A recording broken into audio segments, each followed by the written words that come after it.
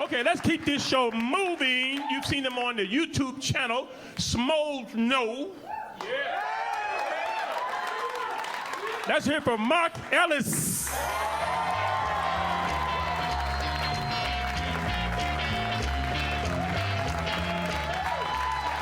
New York City, let me hear you out there. Go crazy one time.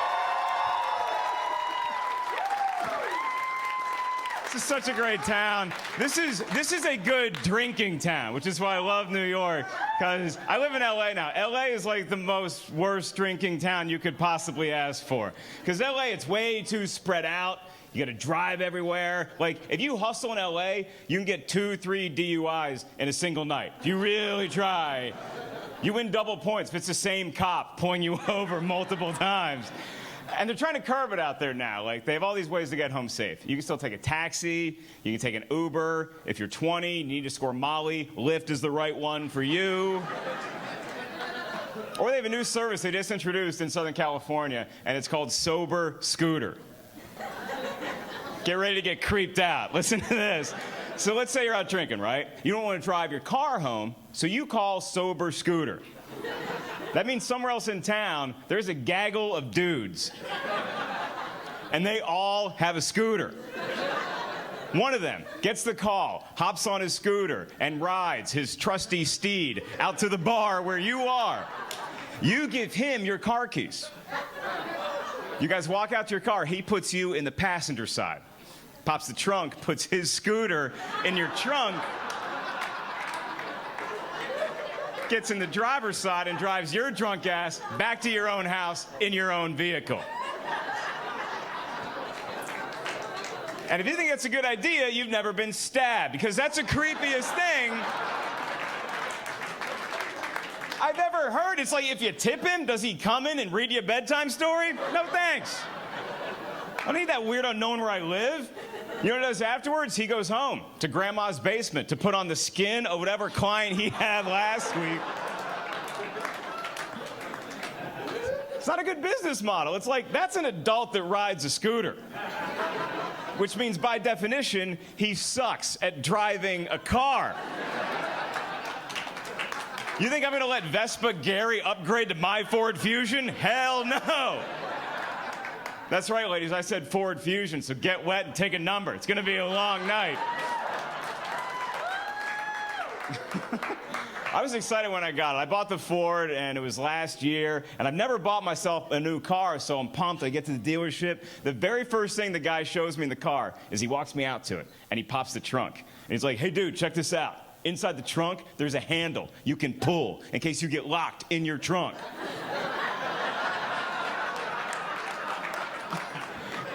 And I'm like, bro, that's gonna ruin my dating life. Are you serious right now? They can just free themselves anytime they think the evening's over? I don't think so, sweetie. I paid for that box of wine. Can you get back in there, please? Just move my scooter out of the way. There's plenty of room in there.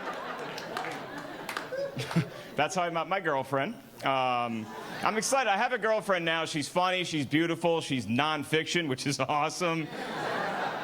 And I had to make a move, because I'm getting to that point in my life when you look around and all your friends are starting to meet people and they get married, they have kids. Then you always have that one idiot friend that never got it together. This is what it looks like, right here. Michael Bublé after a bender. This is what it looks like. And it's becoming a problem in my family, because in my family, there were 2 single people left. It was me and my mom. And that sucks, because my mom's out there. She's making an effort, she's trying new things. You haven't hit rock bottom till you bump into your mom on a dating website.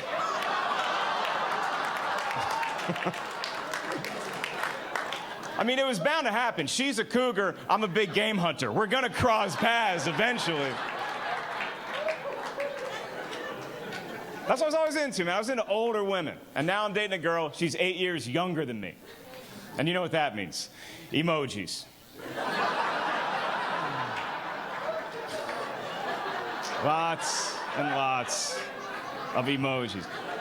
And look, I don't mind if you put a smiley face in the text, but when your entire message is nothing but pictures, I don't have time to solve your little puzzle, kiddo. What do you want to say? You know what? Just pull that handle, get out of the trunk, and tell me exactly what you want to say.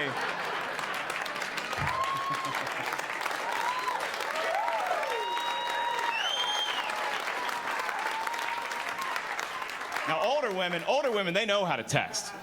When older women send a text message, it's short, concise, to the point. It's like, come over, bring alcohol, get tested. They're serious about this.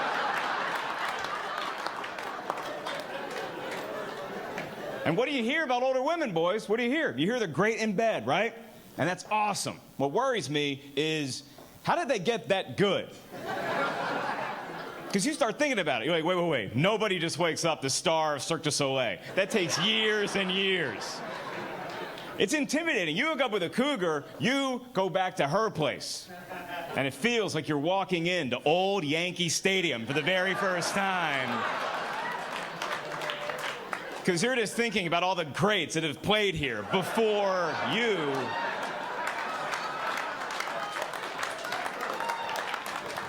She's got jerseys retired in her living room. Sign above her bedroom door, it says, play like a champion today, and you gotta slap it.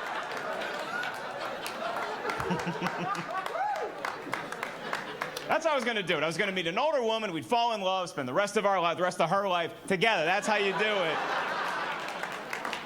Because with an older woman, you never have to have the kids conversation. Are we gonna have kids? Are we not gonna have kids? If they wanted to have kids, they already took care of that. That kid's a teenager, and I'll punch a teenager.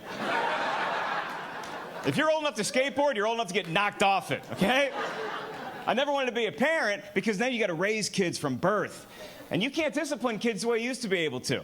You can't. Like, if you try to spank kids today, they're gonna tell on you. They're gonna find an adult they trust, a teacher, a news crew. They're gonna rat you out. When I was a kid, if you were the tattletale, that's why you got spanked in the first place. And I think my parents did it right, because when we were kids and we acted up, we got spanked. We got spanked. That's all that ever happened until the road trip. Remember the road trip with your family? Discipline at 79 miles an hour on the highway? I was an Air Force brat, so we move around all the time. Every road trip, same situation. Dad drives, mom's in the passenger seat, 3 kids in the back. Now, as soon as the road trip begins, my mom passed out. She's asleep. Something about spending time with her own family really made my mom drowsy. So she's out, so now Dad's got to take care of everything. And if we got loud in the back seat, the first thing my dad did, never yelled at us right away. First thing he did, he just got really quiet. Focused, like he's planning exactly what he's going to tell the authorities after this bloodbath ensues. And then if we got louder, that's when it got physical. That's when you see Dad driving with this hand, then this hand comes off the wheel. This hand grabs the wheel, so this hand is free to just hit whatever he can find in the back seat. He was good. He did like 3 good ones. And then we're like, oh, he's done. Nope, there's a second half to this game. And that was always cool with me and my older sister, because we always made my little brother ride bitch. As soon as that hand came up, we're like, get in there, Robbie. Learn some life lessons. And if that didn't shut us up, all he had to do is go to level 3, which is where he says, if you kids don't shut up, I'm pulling this car over and I'm going to spank you in public. And if you saw that today, somebody's calling child services. Back when I was a kid, other cars saw that and started honking their horns. The police come by. That's awesome, dude. Sober Scooter comes by. Can I play with those kids after you're done? My name is Mark Ellis. You guys are fantastic. Thank you very much.